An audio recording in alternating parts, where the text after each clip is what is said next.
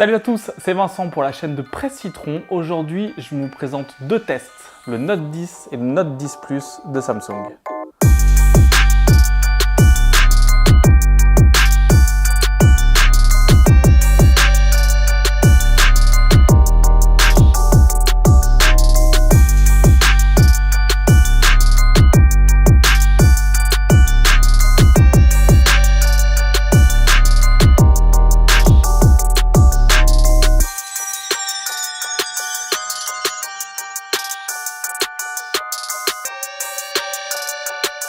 Alors je vais garder la structure normale de mes tests avec design, spec, autonomie, photo et en gros rapport qualité-prix en plus de l'OS. Mais déjà pour bien commencer, il faut savoir les différences entre le Note 10 et le Note 10 Plus. Il n'y en a pas des masses. La première, elle est très simple à voir. C'est un écran de 6,3 pouces pour le Note 10 et un écran de 6,8 pouces pour le Note 10 Plus. Le Note 10 Plus est juste gigantesque et je trouve que le format du Note 10 est excellent et c'est pour moi peut-être la meilleure prise en main que j'ai eue de tous les smartphones que j'ai testés jusqu'à maintenant. Deuxième différence, la taille de la batterie. On est sur un 3500 mAh sur le Note 10 et 4300 sur le Note 10 Plus. On verra ce que ça impacte dans l'utilisation au quotidien. Troisième différence, il y a un capteur en plus à l'arrière du Note 10 Plus. Je vous montrerai que ce n'est pas vraiment quelque chose qui est très utile pour moi. C'est un capteur TOF, Time of Flight. Quatrième différence, il y a un port micro SD pour étendre le stockage sur le Note 10 Plus. Ce n'est pas le cas sur le Note 10. Et la dernière différence, vous pouvez investir et aller jusqu'à 12 Go de RAM sur le Note 10 Plus alors que le Note 10 a que 8 Go de RAM maximum. En fait, c'est le modèle de base et il n'a que 8 Go de RAM. C'est déjà colossal. Je vais attaquer avec les specs. C'est le dernier SoC Exynos de Samsung. Il est un tout petit peu moins puissant que le Snapdragon 855, mais comme sur tous mes tests, les SoC actuels sont largement au-delà de ce dont on a besoin. On peut faire tourner tous les jeux qu'on veut sans aucun problème. Couplé à 8 ou 12 Go de RAM, vous n'aurez aucun souci. Je trouve qu'il y a un petit ralentissement dans l'interface quand on fait une recherche. C'est moins réactif que sur les autres smartphones que j'ai eu ces derniers temps. Peut-être que l'OS est en train de s'habituer à ce que je fais au quotidien, mais pour tout le reste, c'est vraiment ultra fluide et c'est très plaisant à utiliser. En même temps, quand on investit un tel prix, c'est ce qu'on attend. Au niveau des designs, c'est juste une claque. J'adore cette couleur, ça fait très Jackie. Et je ne sais pas si vous le voyez, mais il y a énormément de traces de doigts. C'est peut-être le point faible, mais ce qui est de la prise en main, de la qualité de l'écran, des finitions, que ce soit le Note 10 ou le Note 10 Plus, ils sont vraiment excellents. Je trouve simplement que le Note 10 Plus est un peu trop grand, je l'ai déjà dit tout à l'heure. Mais pour le reste, on est vraiment sur un téléphone très haut de gamme. Et quand on voit l'allure des contours sur ces téléphones, on va voir ce que va faire Apple avec son iPhone 11, mais ils ont pas mal de taf à faire, je pense, pour rattraper un peu le retard. Parce que ici, vous le voyez, voilà, la mise au point est faite. Il n'y a quasi pas de contour. L'écran incurvé, ça fait hyper moderne et c'est vraiment une très belle réussite.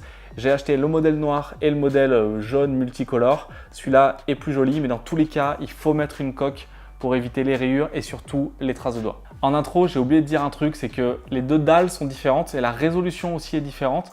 On est sur un 1080p sur le Note 10 et un Quad HD sur le Note 10 Plus. Et pourtant, je ne vois pas vraiment à l'œil nu de différence parce que ce qui compte pour moi sur un téléphone, c'est la densité de pixels. Elle est excellente sur les deux modèles et vraiment, on a là, sous mes yeux, je pense, les deux téléphones avec le plus bel écran que j'ai vu jusqu'à présent. C'est pas vraiment étonnant quand on sait que Samsung est un des plus gros fabricants de dalles dans le monde. En tout cas, vous avez un vrai très bon rendu des couleurs. Les noirs sont parfaitement noirs comme c'est de l'AMOLED.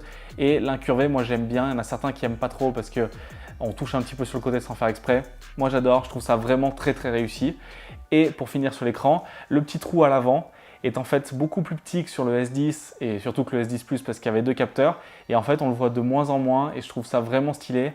Bien sûr, le jour où on arrivera à faire passer ce capteur de manière invisible derrière l'écran, là on sera vraiment sur des téléphones qui auront tous la même tête et qui seront vraiment magnifiques. Il y a un changement majeur par rapport au S10 Plus, c'est le placement des capteurs qui maintenant est vertical sur le côté alors qu'avant il était horizontal centré et en fait je trouve que c'est pas mal au niveau design et surtout ce que j'aime bien chez Samsung c'est que ces capteurs ils dépassent pas des masses, ce qui fait que même posé sur une table le smartphone ne bouge pas énormément et surtout ça fait encore plus une impression de premium. Petit point négatif mais on s'y habitue, par contre je ne pensais pas que Samsung allait le faire, ils ont retiré le port jack après avoir trollé la terre entière pour l'absence de port jack, ils l'ont enlevé du Note alors qu'il a toujours été sur le Note et c'est bien dommage sachant qu'on sait qu'il y a le stylet dans le Note 10 et le Note 10 Plus. Et donc il y a de la place, donc c'est un petit peu dommage je trouve, mais bon c'est le choix de Samsung et ils fournissent des écouteurs USB-C dans la boîte. Le deuxième gros point fort des deux modèles pour moi sur les Note 10 et Note 10 Plus, c'est le son Il y a le Dolby Atmos intégré, je ne sais pas vraiment comment ça se met en place, mais en tout cas, les haut-parleurs stéréo des deux modèles sont excellents. Quand on met à pleine balle, ça vibre un peu le téléphone, donc je ne sais pas si c'est fait exprès ou pas, mais en tout cas, c'est la meilleure expérience sonore que j'ai eue avec des téléphones jusqu'à présent. Et que ce soit pour écouter de la musique ou regarder un film, vous êtes vraiment immergé, même pour jouer un jeu. Et c'est vraiment très agréable au quotidien. Et là, on voit la différence entre un très haut de gamme et un milieu de gamme parce que le Mi 9T Pro dont je vous ai parlé a un très mauvais son. Et sur un modèle comme ça, c'est un très bon son. Par contre, il y a vraiment un gros écart de prix et des fois, c'est pas justifié. La spécificité des notes, c'est ce petit stylet. Alors, les stylets, ils ont la même taille pour les deux modèles, ça c'est normal. Il y a des nouveautés. En fait, ils intègrent maintenant un gyroscope et un accéléromètre, ce qui permet de les utiliser pour faire ce qu'ils appellent des air gestures, je crois. Je ne sais plus exactement le terme, je ne vais pas dire de bêtises. Mais en tout cas, vous pouvez, en fonction des applications, déclencher des actions en faisant des mouvements vers le haut, vers le côté, en faisant des cercles. Vous pouvez tout configurer dans One UI. Ça peut être utile, je trouve ça très gadget. Si vous avez des façons de faire qui sont utiles, dites-le moi en commentaire, ça m'intéresse vraiment. La seule chose pour laquelle je trouve assez utile, c'est quand vous voulez faire des selfies avec le téléphone posé un peu loin ou des photos et vidéos, là maintenant vous pouvez non seulement déclencher, mais aussi passer entre les modes et changer de caméra. Donc ça, c'est plutôt intéressant. Le stylet apporte aussi, grâce au capteur TOF sur le Note 10 Plus, l'arrivée des AR Doodle.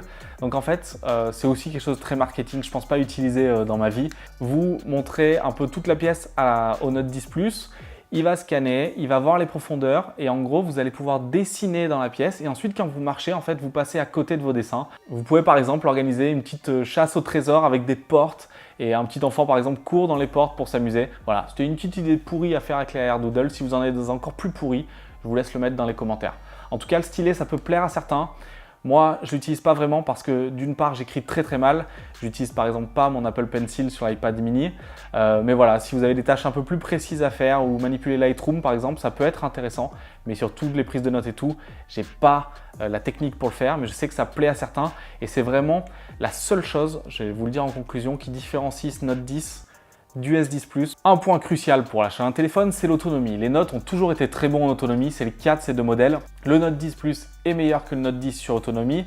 Vous tiendrez largement pour le 2 une journée complète, voire une journée et demie, 2 journées si vous avez une utilisation un peu moins intensive. La recharge rapide est présente, ça monte jusqu'à 45 watts, mais il va falloir que vous repassiez à la caisse pour acheter le chargeur. Dans la boîte, il y a quand même un chargeur 25 watts qui est fourni. Il recharge très vite le téléphone. On monte quasiment à 70% en 30 minutes et il faut à peu près 1 heure pour recharger les deux téléphones entièrement. Donc ça, c'est une bonne chose. Il faut un peu plus de temps, bien sûr, pour recharger le Note 10 Plus. Mais voilà, les deux téléphones sont très autonomes. Ce n'est pas les meilleurs du marché. J'ai toujours une meilleure expérience avec le P30 Pro.